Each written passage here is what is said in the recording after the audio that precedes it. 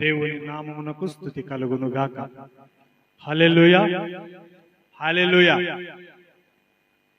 దేవుడు ఈ ఉదయకాల సమయంలో మనలందరినీ సమకూర్చి తన కృపలో మనల్ని నింపినందుకు, తన కృపలో మనల్ని నిలిపినందుకు దేవునికి స్తోత్రాలు చెల్లిద్దాం. హల్లెలూయా, హల్లెలూయా. రాజ్యాధికారులను ఆయన నిర్ణయిస్తారు, రాజ్యములను ఏలువారిని ఆయన నిర్ణయిస్తారు. రేపటి దినమున ఓటింగ్ తేదీ కాబట్టి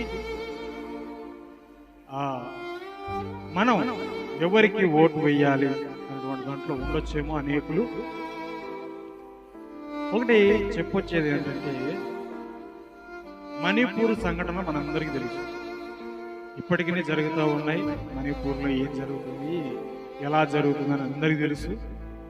ఆ మణిపూర్ సంఘటనను జ్ఞాపకం చేసుకుని ఈసారి ఓట్లు వేయాలని ప్రభుపేట మనవి చేస్తున్నాను. అదే రీతిగా అనేకులు కూడా అదే ధోరణిలో ఉన్నారు, మణిపూర్ని జ్ఞాపకం చేసుకోవాలి.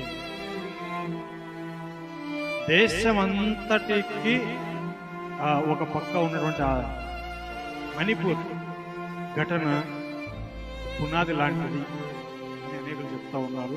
నిజమే.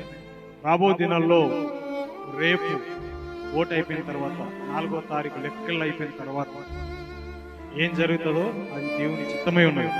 కాబట్టి మన ప్రయత్నం ప్రార్థనలో మనం ఉంచుకుందాం. అదే రీతిగా మనం చేయాల్సిన ప్రక్రియ ఏంటంటే, మణిపూర్ని జ్ఞాపకం చేసుకుని ఓటు, తర్వాత అది మనం ఎవరికి వేస్తామో ఎలా వేస్తామో అది మన ఊహకే వదిలేసింది. కాబట్టి అందరూ మణిపూర్ని జ్ఞాపకం చేసుకొని ఓటు వేసిన ప్రభుత్వం మనం చేస్తాము.